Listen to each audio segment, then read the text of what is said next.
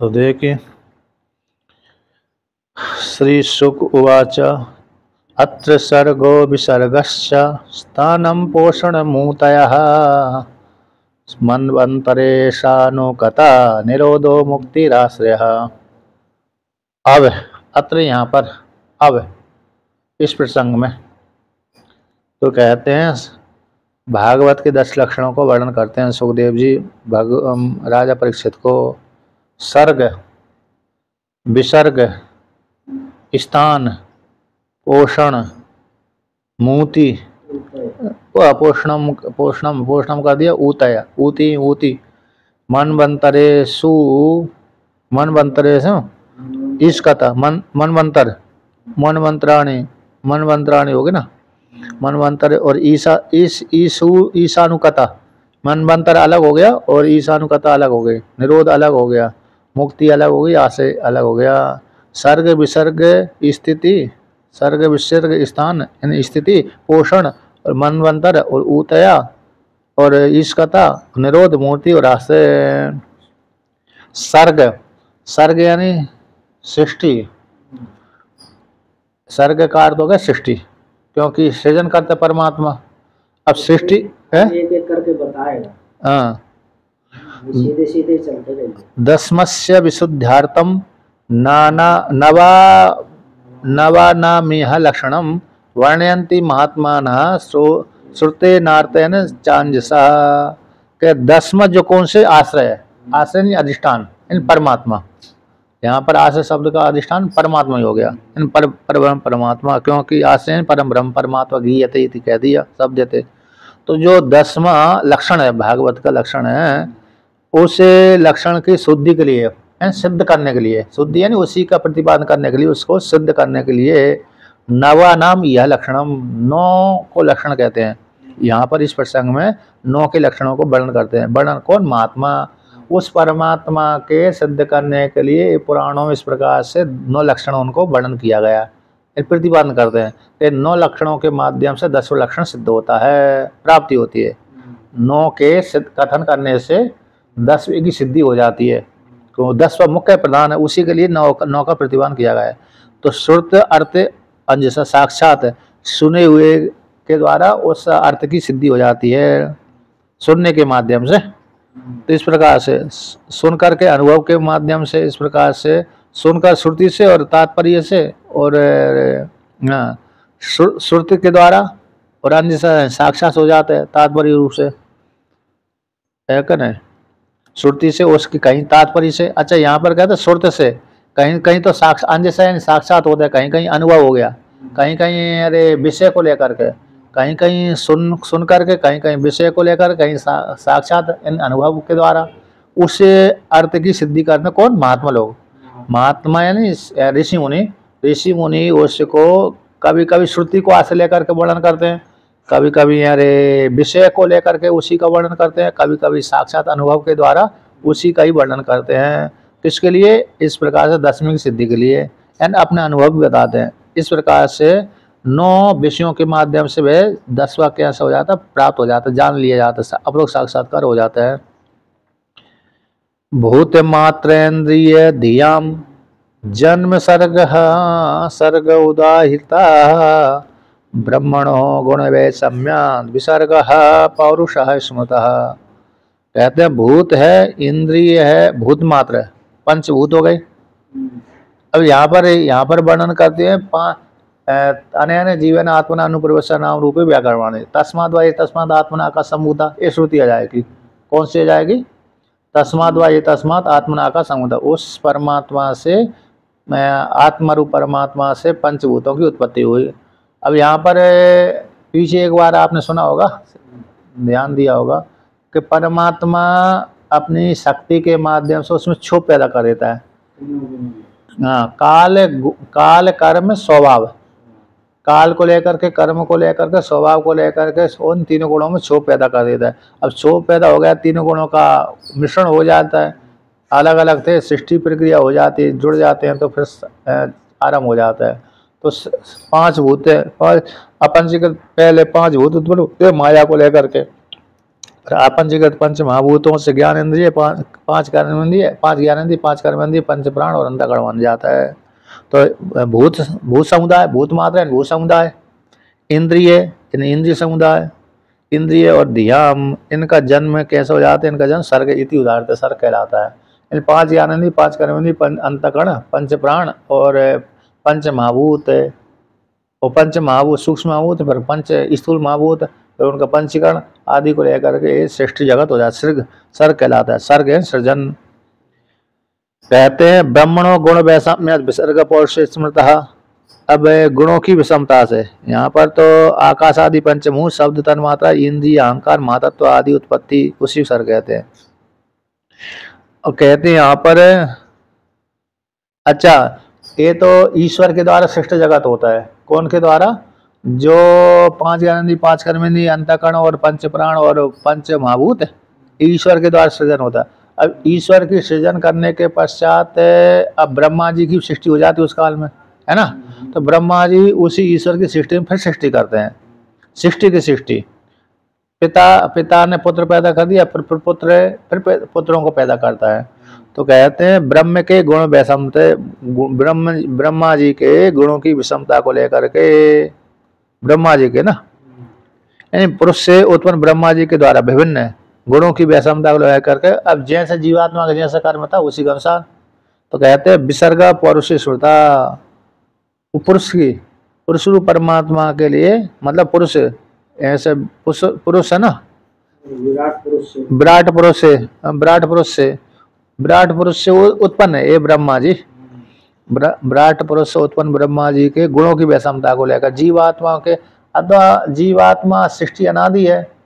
तो सृष्टि अनादि है तो फिर उसी के अनुसार फिर ब्रह्मा जी क्या करते थे, उनको लिंग शरीर तो ब्रह्मा जी नहीं बनाते, क्योंकि लिंग शरीर तो समष्टि लिंग शरीर तो ईश्वर ही निर्माण करता है। अब ब्रह्मा जी उनके इस प्रकार से लिंग शरीर जब ईश्वर ने निर्माण कर दिया, और उससे ब्रह्मा जी फिर उनको इस प्रकार की योनि में भेजते रहते हैं। तो सृष्टि की सृष्टि करते रहते हैं, यानी शरीर निर्माण करके उनको दे देते हैं, तुम इस योनि को जाओ, तुम इस योनि को जाओ, तुम इस योनि को जाओ, इस प्रकार से। और अन्य प्रकार से ब्रह्मा जी फिर सृष्टि करते हैं। यद्यपि ब्रह्मा जी भी ईश्वर ही हैं। ब्रह्मा जी कैसे हैं? स्थूल उपाधि है और सूक्ष्म उपाधि हो गई ईश्वर, ये स्थूल उपाधि हो गई। तो इस प्रकार से ब्रह्मा जी के द्वारा सृष्टि जगत को विसर्ग कहलाता है।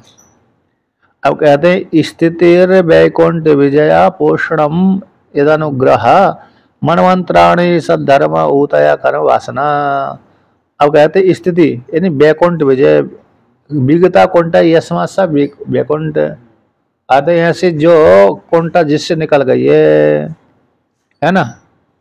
तो ऐसी कुंठा जिससे निकल गई, ऐसी वैकुंठ विजय वाली स्थिति परमात्मा की प्राप्ति का स्थान, विशेष स्थान ही तो है, विशेष स्थिति नहीं स्थान, वैकुंठ स्थिति आता, जहाँ पर परमात्मा की प्राप्ति के लिए इस प्रकार से सद्धर्मादि परायण ऐसी उसकी प्राप्ति हो जाती है।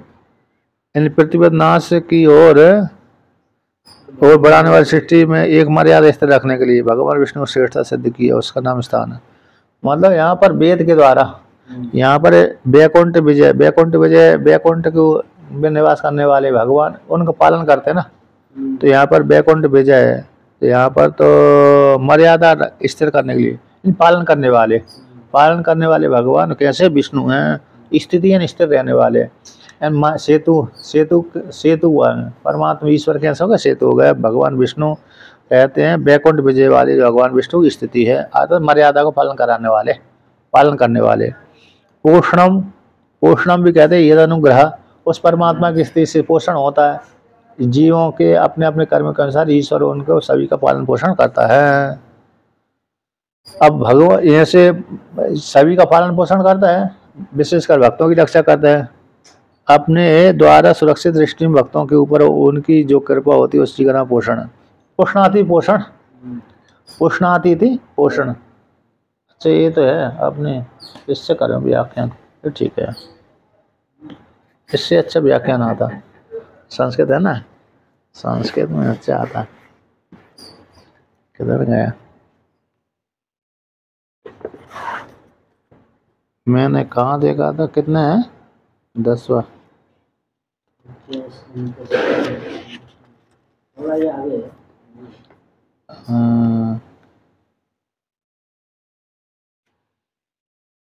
कहाँ 10 में कहाँ आ गया?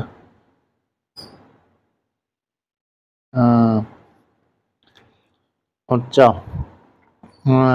कितना था? तीसरा था ना, बैकुंठ वाला। तीसरा तीसरा सर्गादि नाम प्रत्येकम लक्षणवा भूत है। सर्गादि भूताना भूतानि भूतानि आकाशादि मात्राणि च शब्दानि इंद्रियाणि च धी शब्देन महादंकार। हाँ देखिए यहाँ पर अच्छा आया है।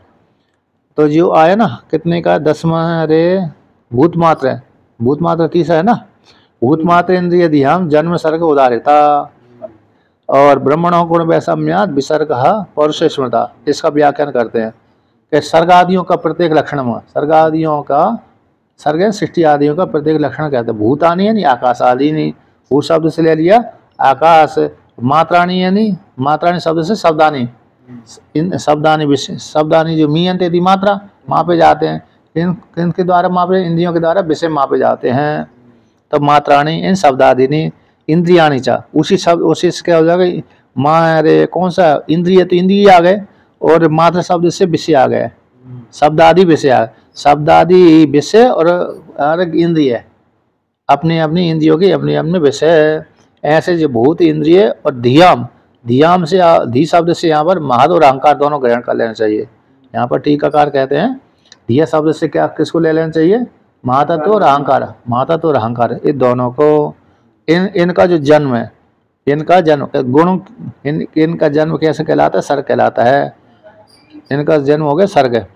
अब कहते हैं दूसरी पंक्ति का अर्थ करते हैं। अरे गुणा नाम है ना, तो गुणा नाम वैषम्यात, गुणों की विषमता से नहीं परिणाम से, गुणों की वैषम्य गुणों की परिणाम हो गया।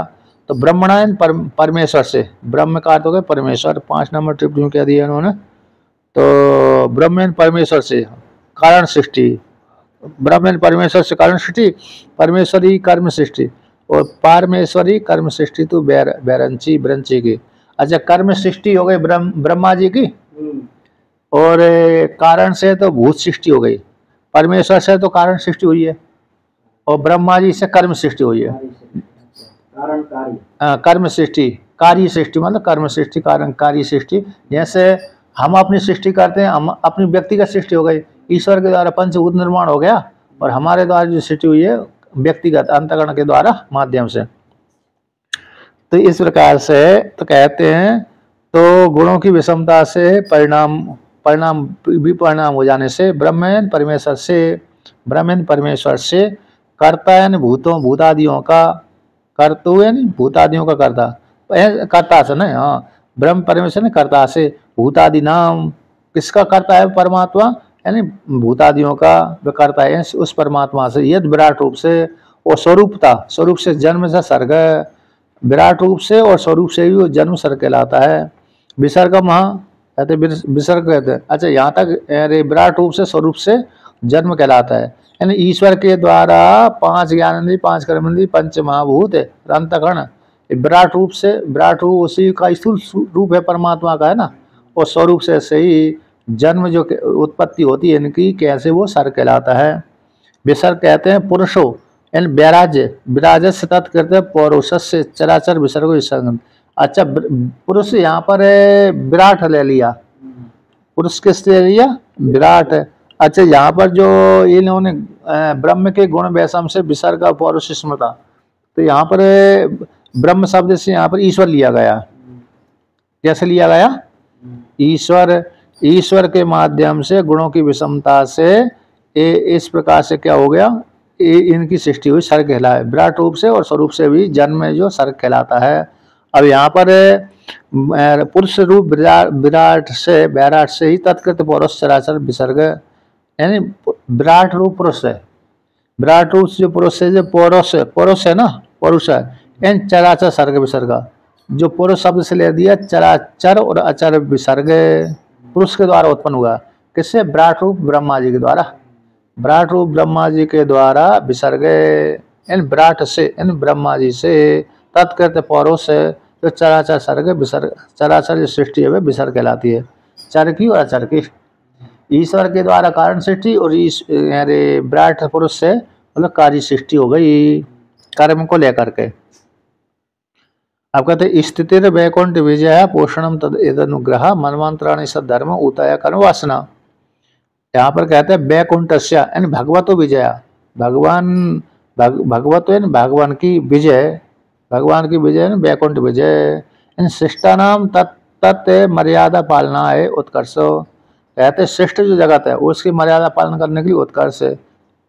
इस प्रकार से उत्कर्ष भगवान कौन है? उत्कर्ष वाले भगवान है, उन मर्यादा का पालन करने में सबसे श्रेष्ठ हैं। कौन? भगवान कृष्ण। स्थिति स्थानम, स्थिति का अर्थ करते आठवां भगवान श्री कृष्ण क्या करते हैं? भगवान विष्णु कहते हैं जो श्रेष्ठ जगत है उसकी मर्यादा का पालन करने में उत्कर्ष श्रेष्ठ है। ठीक है ना। वैकुंठ भगवान जो विजय हैं तो कैसे कहें? सभी को विजय प्राप्त करने वाले हैं और इस प्रकार से मर्यादा का पालन कराने वाले हैं। ऐसे जो भगवान को तीन स्थान कहते हैं। सो भक्तेषु तस्य अनुग्रह पोषण। कहते हैं अपने अब यहाँ पर जो कहते हैं स्थिति वैकुंठ विजय जो भगवान विष्णु ही स्थिति है, अर्थात मर्यादा का पालन कराने वाले भगवान विष्णु कैसी स्थिति है? स्थान हो गया। पोषणम यद अनुग्रह कहते वो परमा अपने अपने भक्तों को सो अनुग्रह से, यानी भक्तों में उसी परमात्मा ने अनुग्रह सो जो कौन पोषणम है ना, पोषणम तद अनुग्रह, तद अनुग्रह का तस्य उस परमात्मा का, तद अनुग्रह का अर्थ कर दिया तस्य उस परमात्मा का अनुग्रह। किसके ऊपर अनुग्रह? भक्तों पर। भक्तों पर अनुग्रह जो है वह पोषण कहलाता है। इन तद अनुग्रहिता नाम सताम मनवंत्राणी धर्म सद्धर्म। अच्छा, उसी परमात्मा के द्वारा अनुग्रहित, उसी परमात्मा से अनुग्रहित जो सज्जन है, सज्जन है सताम है ना, सद्धर्म, सद्धर्म का अर्थ सताम सज्जनों के मनमंत्रा अधिपतियों का जो धर्म है सद्धर्म, परमात्मा को धारण करने वाले। यहाँ पर सद्धर्म मतलब परमात्मा वही धर्म है। सद्धर्म का अर्थ कर दिया अत्र मन मंत्राणी प्रोक्ते। मन मंत्रों में जो भगवान ने अरे प्रतिपादन किया था ना, इस मन मंत्र में दूसरे कर दे, उस मन मंत्र दूसरे, और मन मंत्रों में दूसरे कर देने के पश्चात उस मनु महाराज ने इस प्रकार से साधना करके क्या किया? उस प्रकार के भक्त की मतलब उस प्रकार की सिद्धि प्राप्त करी। उन मन मंत्र में भगवान ने ऐसे कर्म किए थे, उन मन मंत्र में ऐसे किए थे। इस प्रकार से जानते थे। तो कहते हैं तद उस परमात्मा के द्वारा अनुग्रहित विद्यमान मन मंत्र आदिपतियों का जो धर्म है सद्धर्म है, यानी मन मंत्र आदि प्रोक्त है। मन मंत्रों में कहे गए सद्धर्मों का कैसे हो गए? मन मंत्र। अरे मन मंत्र, इस मन मंत्र में भगवान ने ऐसे सृष्टि की है ना, जैसे मनु अरे व्यवस्वत मनवंतर में ये पैदा हुए, दूसरे मनवंतर में दूसरे भगवान पैदा हो गए, क्योंकि ना अलग अलग कल्पों में होते, मनवंतर में होते ना, एक ही मनवंतर में सारे नहीं पैदा होते हैं। 72 मनु होते हैं। सोची है क्या? एक कल्प में 14 इंद्र हैं? 14 इंद्र एक मनु की नहीं 14 मनु होते हैं। 14 अरे मनु होते हैं और 14 इंद्र होते हैं। तो एक इंद्र की आयु याद होती कि मनु की आयु याद है? हैं? इंद्र की ज्यादा होती है। इंद्र की? हाँ। नहीं, जितनी इंद्र की होती उतनी तो मनु की होती। 72 मनु होता है। 72 मनु होता है, जबकि मनु तो बड़े होते हैं। बड़े कैसे होते हैं? इंद्र बड़ा हो, इसमें आएगा, आगे आएगा। नहीं, मनु की आयु देखना पड़ेगा। हैं?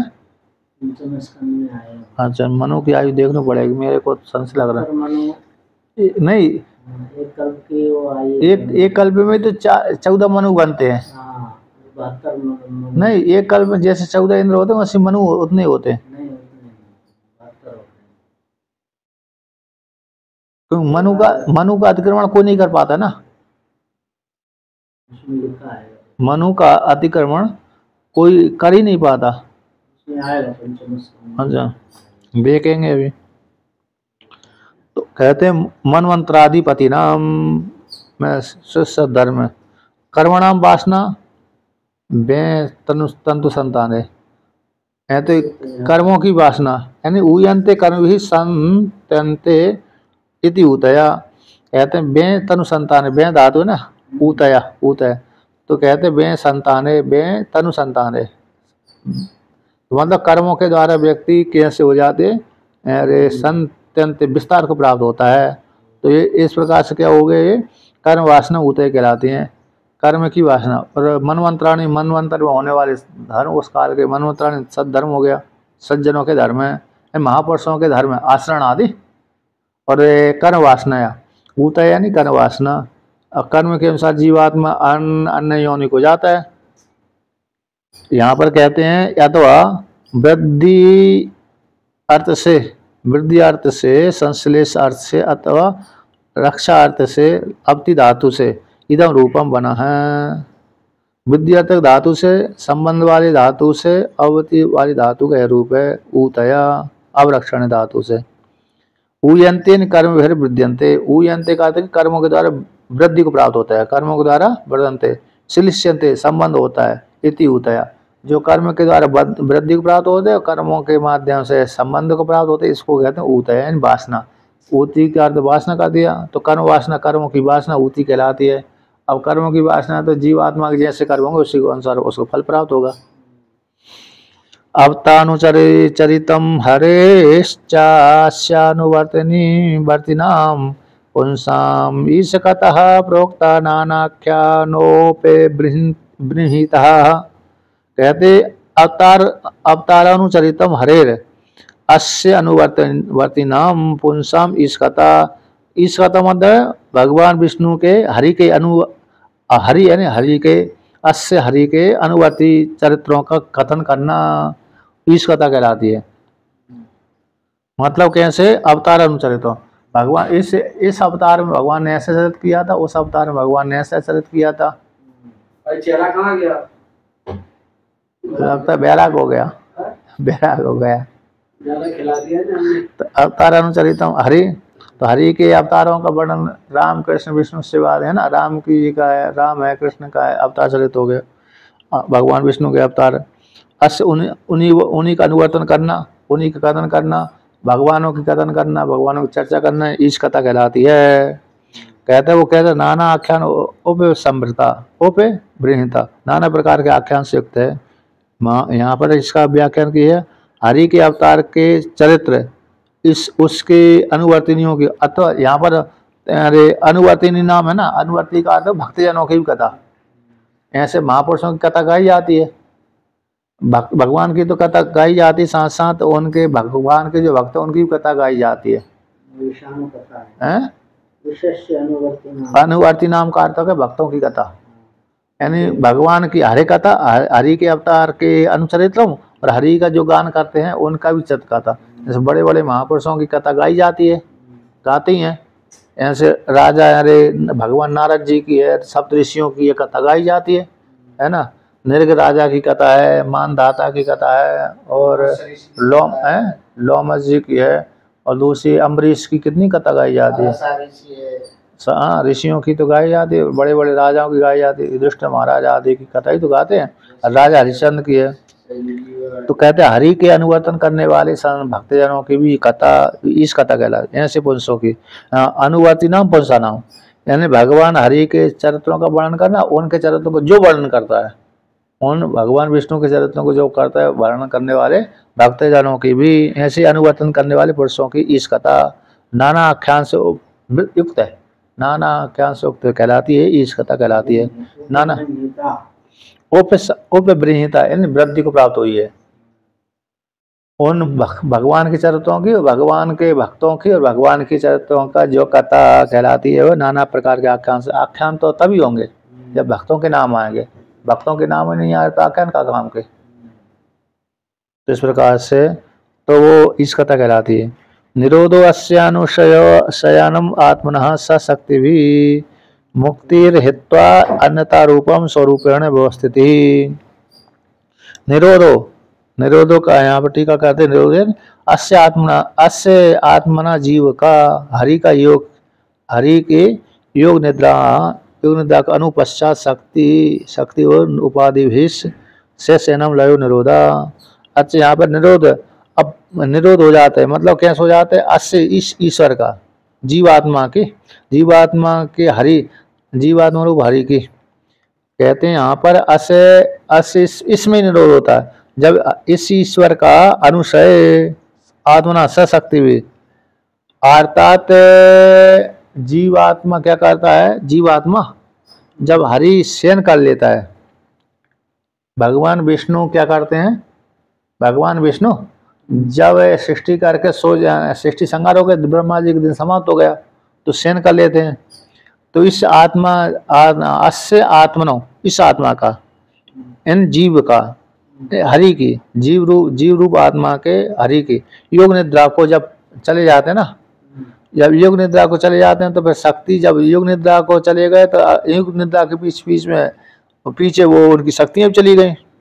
तो उपाधियों के द्वारा से जब ईश्वर सोता है तो ईश्वर सोने के पश्चात है तो जीव कहाँ जाएगा, तो जीव भी उसमें सो जाएगा, शक्तियां भी उसी ईश्वर में चली गई। तो शक्तियां जब उसी ईश्वर में चली गए तो सृष्टि प्रक्रिया समाप्त ही हो गई। तो सृष्टि प्रक्रिया कहाँ जाकर शयन हो जाती है कि उसी ईश्वर में। तो कहते हैं शक्ति भी उपाधियों के द्वारा से शयनम लयो निरोधा, यानी सांस लेकर सो जाता है। और जब सांस सो गया तो जीवात्मा कहाँ जाएंगे, जीवात्मा भी उसी ईश्वर में जाकर सो जाते हैं, अर्थात लय हो जाता है। तो लय, निरोध का अर्थ होगा लय, उसी में जाकर लय हो जाता है। ईश्वर अपनी सारी शक्तियों को समेट करके शयन कर जाता है। ईश्वर क्या कर देता है कि ईश्वर है अपनी शक्तियों के सहित सारे जीवों को लेकर के सो जाता है ना, शयन कर लेता है। मुक्ति हित्वा अन्यथा रूपम स्वरूपम अवस्थिति, मुक्ति को छोड़ करके, हित्वा छोड़ करके ना, अन्य रूप से अन्य प्रकार से स्वरूप से स्थिति के साथ व्यवस्थित हो जाना। अन्यथा रूपम हित्वा, अन्यथा रूपम हित्वा मुक्ति, क्या मुक्ति का लक्षण है ना। अच्छा, मुक्ति का लक्षण है, हाँ मुक्ति।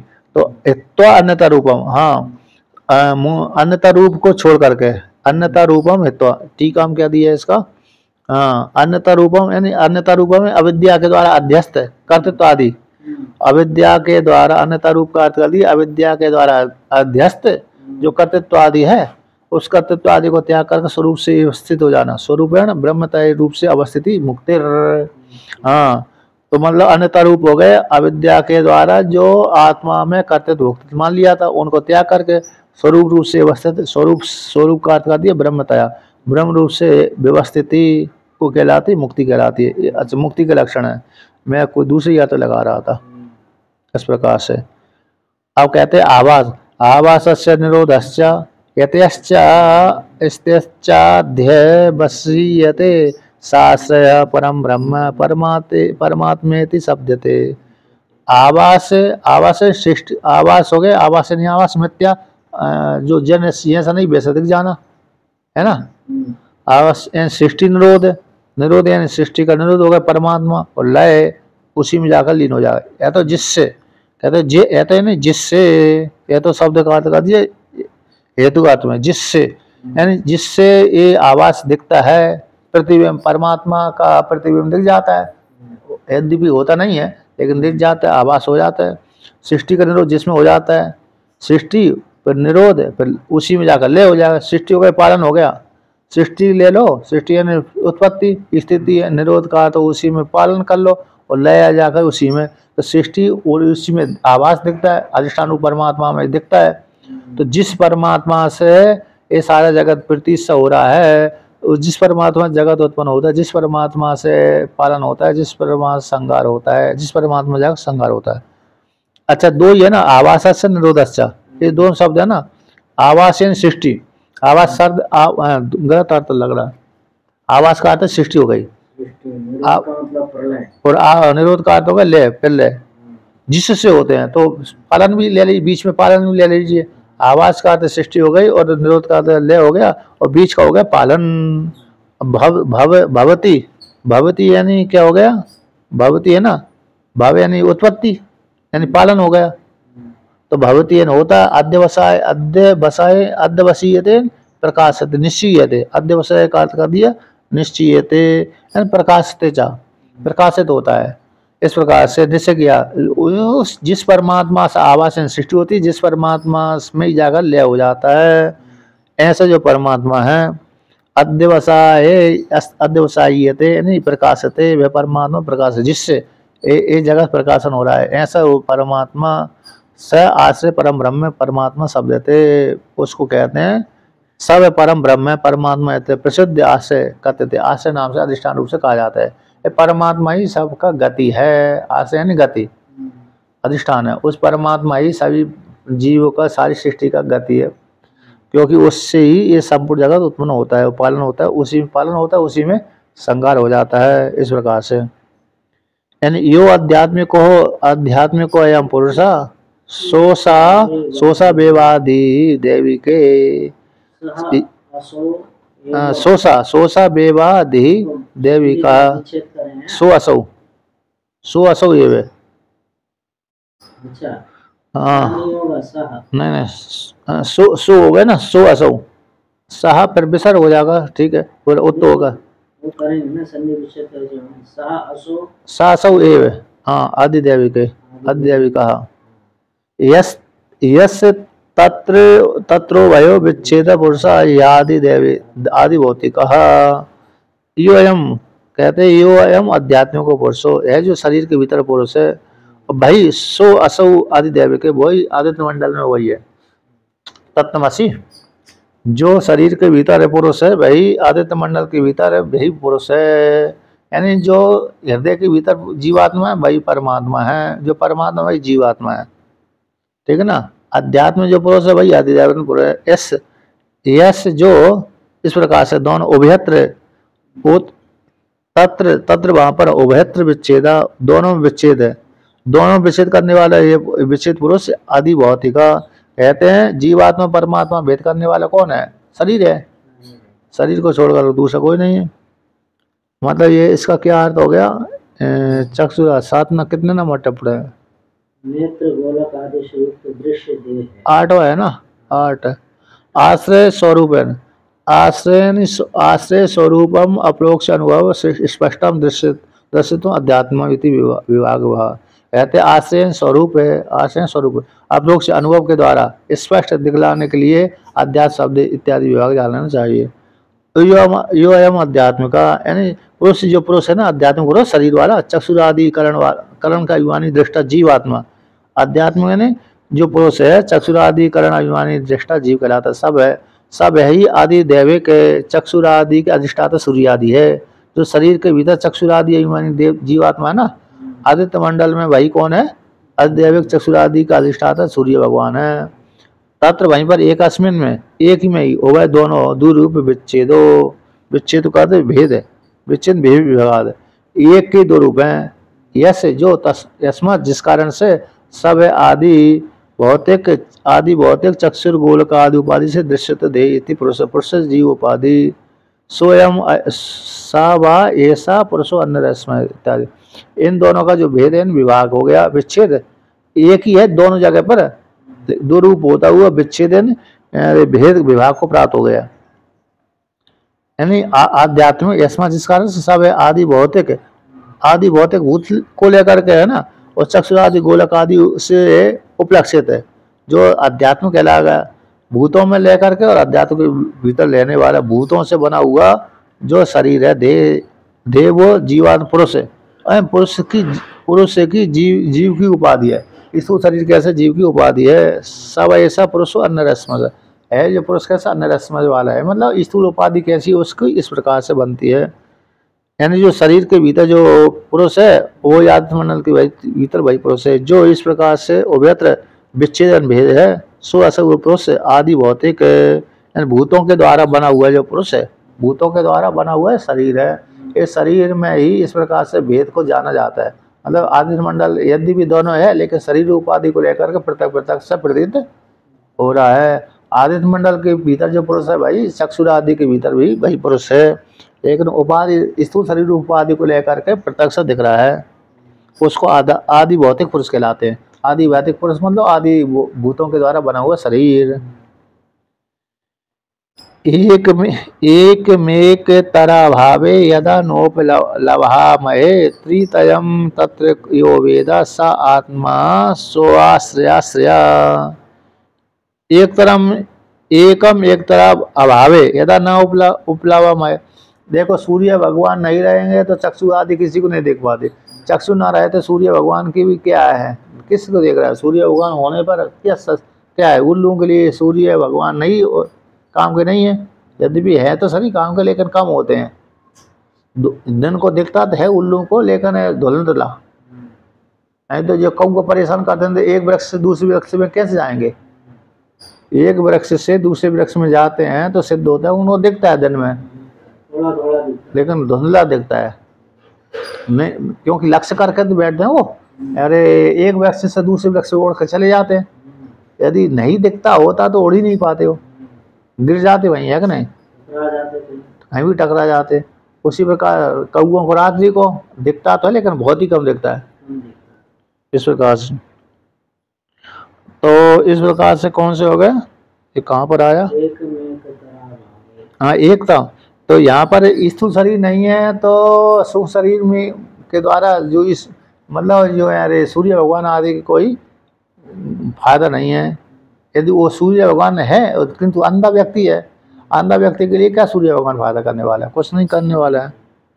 उस प्रकार से तो यहाँ पर क्या बोलते हैं, एक तरफ स्थूल शरीर के अभाव हो जाने पर सूक्ष्म शरीर ऐसे ही बना रहता है। मतलब आदि भौतिक शरीर बेकार हो जाता है उसके लिए, और आदि भौतिक है तो फिर अरे इसकी कोई अंग भंग नहीं है। अंग भंग है तो काम का नहीं है ना। एक को अभाव कर दो, चाहे चक्षु का अभाव कर दो, सूर्य और जीवात्मा आदि कुछ नहीं जान पड़ते, है ना। सूर्य को अभाव कर, सूर्य मंडल को अभाव कर दो तो फिर वो ये जीवात्मा आदि भी नहीं जाने जाते। एक के अभाव हो जाने पर इतर का अभाव है, इतर का भाव है ना। एकम एक तरह अभाव मान लेने पर कहते हैं यदा जिस प्रकार से न उपलब्धमय भिन्न दूसरे जो कारण भी नहीं प्राप्त होता। अधिदेवत और अध्यात्म में एक मान लिया तो दूसरे की प्राप्ति नहीं होती, जगत आदि की प्राप्ति नहीं होती। दोनों के एक तरह अभाव हो जाने पर न उपलब्धमय अन्य प्राप्त नहीं होते। दोनों तीनों की सिद्धि नहीं हो पाती। किसकी? आदि भौतिक की और अध्यात्म की। अध्यात्म की सिद्धि के लिए भी दूसरी जरूरत चाहिए, और दूसरे की आदि भौतिक की सिद्धि के लिए अध्यात्म की जरूरत पड़नी चाहिए। आदि भौतिक, आदि देवक और आदि भूतक है। इस प्रकार से तो त्रितयम तया यो वेदा स आत्मा स्वाश्रय। त्रितयम कितने की टीका है इसकी? एक तरह अभावे इति एतेषाम अन्योन्य एक दूसरी की अपेक्षा लेकर के नाना आत्म दृश्यति, नाना को दिखलाते। दृश्यम बिना कहते हैं यहाँ तथा दृश्यम बिना तत्प्रीति अनुमेयम कर्णम न सिद्धते। दृश्य के बिना तो इंद्रियों की क्या गति होगी? दृश्य ही नहीं है, चक्षु अरे दृश्य नहीं है तो इंद्रिय, चक्षु इंद्रिय कुछ काम भी नहीं है। और चक्षु है, चक्षु भी नहीं है तो दृश्य की क्या आवश्यकता? दृश्यम बिना तत्प्रीति अनुमेय कर्णम न सिद्धति। अनुमेय जो कर्ण, कर्ण के द्वारा जाने जाते हुए सिद्ध नहीं होता। ना भी दृष्टा, दृष्टा की भी सिद्धि नहीं हो पाती।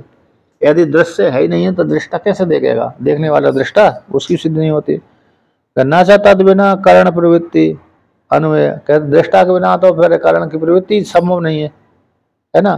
तद अधिष्ठाता सूर्यादि, उसके अधिष्ठाता सूर्यादि की सिद्धि नहीं हो जाती ईश्वर के बिना। तो ना तम बिना कारणम प्रवर्तते। अब एक के बिना कहते कारण प्रवृत्त हो जाए ऐसा भी नहीं, कारण प्रवृत्त हो जाए ऐसा भी नहीं है। किस कारण कौन हो गए? शरीर आदि प्रवृत्ति हो जाए बिना चेतन के, संभव नहीं है। कारण कार्य आदि की प्रवृत्ति नहीं हो पाती बिना कारण के। न चाहता बिना दृश्यम इति एक तरह अभाव, एक न बोला, कहता है उसके बिना, सूर्य के बिना दृश्य की उत्पत्ति नहीं। तो चेतन जीवात्मा के द्वारा तो दोनों ही, जब नहीं चेतन जीवात्मा नहीं है, इंद्रिय कुछ काम के नहीं है, सूर्य आदि कुछ काम के नहीं है। तो कहते न चाहता बिना दृष्टा के बिना तो दृश्य की भी सिद्धि नहीं हो पाती, और सूर्य के बिना भी दृश्य आदि की सिद्धि नहीं हो पाती। यदि एवं प्रकार से एक अभाव हो जाने पर एक की न उपलाभमय, दूसरे की सिद्धि नहीं हो पाती। इस प्रकार से वर्णन किया। इस प्रकार से जिस प्रकार जानता है यो वेदा सा आत्मा स्वास्थ्य, जो आत्मा है इस प्रकार से जानने वाला व्यक्ति अपनी आत्मा के आश्रय करके रहता है। 9 नंबर टिप्पणी ना, कितने का 9 है, बहुत बड़ा था। तत्व वहां पर यदा त्रितयम, त्रितयम का अर्थ कर दी ना, त्रितयम को आध्यात्मिक, आदि दैविक, आदि भौतिक। आध्यात्मिक, आदि दैविक, त्रितय, त्रितय है ना, 3 को यहाँ पर कितने नंबर टिप्पणी दी है, 6 नंबर टिप्पणी। हाँ, त्रितय शब्द से यहाँ पर क्या लेना है, यहाँ पर त्रितय आया ना, कहाँ पर आया त्रितयम, तो तीनों को ले लेना, आध्यात्मिक, आदि दैविक, आदि भौतिक, ये तीनों को जो वेदा तीनों को इस प्रकार से जानता है, सब आत्मा उस जानने वाला साधक की जो आत्मा है अपने आश्रय के सो आश्रय अथवा जो इस प्रकार से जान लेता है, जानने वाले का जो भी व्यक्ति अरे सेवा करता है उसके आश्रय के आश्रय, तो सो आश्रय क्या हो गया, सो का आश्रय भक्त हो गया, उसका आश्रय जो हो गया, उसका आश्रय कौन होगा, भक्त का भी आश्रय दूसरा हो जाता है। यानी हम तो भगवान का सेवा करते हैं यानी भक्त है, लेकिन दूसरे व्यक्ति भगवान के भक्तों की सेवा करता है तो उसको भी फिर इस प्रकार से उस फल की प्राप्ति हो जाती है। तो कहते हैं सो आश्रय के आश्रय वे आत्मा जीवात्मा, सो आश्रय के आश्रय। पूरा हिंदी लिखा है इन तीनों में, इसका अर्थ ये दिया है नहीं तीनों में यदि एक का भी अभाव नहीं, वो तो ये है, तो अपने जो आत्मा है ना जिस प्रकार से जानता है, तो जानने वाला इस प्रकार से कल्याण कर लेता है, अब सो आश्रय के आश्रय से भी कल्याण प्राप्त कर लेता है, इस प्रकार जानना चाहिए। तो जो इन तीनों को जानता है परमात्मा ही सबका अधिष्ठान आश्रय तत्व है, उसका आश्रय वह स्वयं ही है, दूसरा कोई नहीं है। सो आश्रय हाँ, आत्मा सो आश्रय का आश्रय, आत्मा आश्रय दोष, सो आश्रय अनन्य आश्रय वाला है। अच्छा, यहाँ पर तेषाम परस्पर आश्रयत्वम अस्तु तद व्यवच्छेद के लिए विशेषण डालना चाहिए। आश्रय का स्वयं ही आश्रय, उसका कोई आश्रय। यो वेद साक्षी रूप से पश्चात आत्मा आश्रय, यहाँ पर कहते हैं तत्र तत्र त्रितय रूप से आलोचन सूत्र प्रत्यय के माध्यम जो जानता है, आलोचन के माध्यम से, ज्ञान के बुद्धि के माध्यम से, अंतःकरण के माध्यम से जो जानता है वह साक्षी रूप से पश्चात सा आत्मा आश्रय, उनका भी परस्पर आश्रय तद विवक्षित करने के लिए विशेषण स्व आश्रय, यानी स्व के आश्रय के आश्रय, यानी अपने आश्रय, अनन्य आश्रय, ये दूसरे आश्रय कोई नहीं है। इस प्रकार से सचा असौ अन्य शाम आश्रय थे, वे सब अन्यों का तो आश्रय है, तथा चा ए परमात्मा अन्य का तो आश्रय, तो इसका कोई दूसरा आश्रय नहीं है, इस प्रकार जानना चाहिए।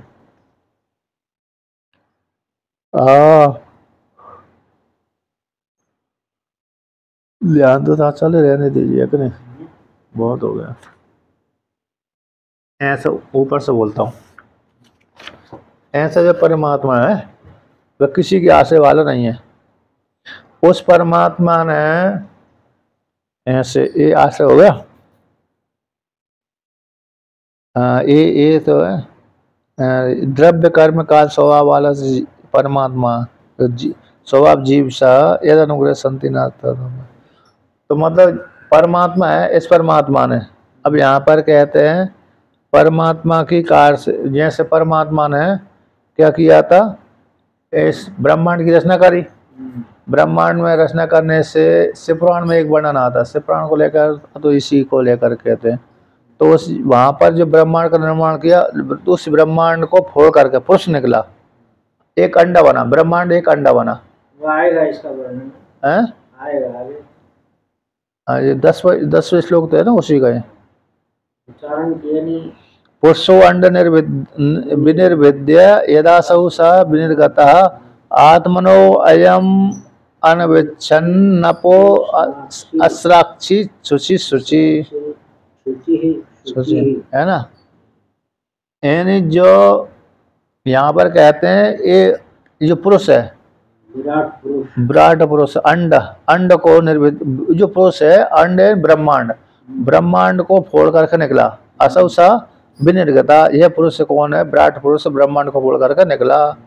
तो आत्मनो, तो उसने कहते हैं आत्मनो अयनम अनविच्छा, उसने अपने आत्मा ने अपने लिए आयन रहने के लिए इच्छा करी, तो उसने जब इच्छा करी तो अपो जल असराक्षी, तो उसने जल संकल्प जल को उत्पन्न कर दिया अपनी स्थान की इच्छा से, उसने शुद्ध संकल्प। हाँ, तो कहते हैं जब उसने अंडे को फोड़ करके जब निकला है विराट पुरुष, तो अपने रहने के लिए उसने इच्छा करी।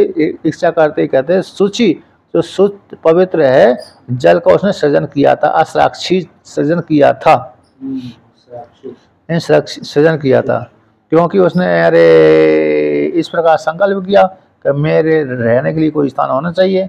रहने के लिए स्थान कहाँ पर रहा है, तो उसने जल की सृष्टि कर दी थी, जल का। तो तास्व बात सीधे स्वसृष्टासु सहस्र परिवर्तन तेन नारायणो नाम यदापो पुरुषोद्भवा।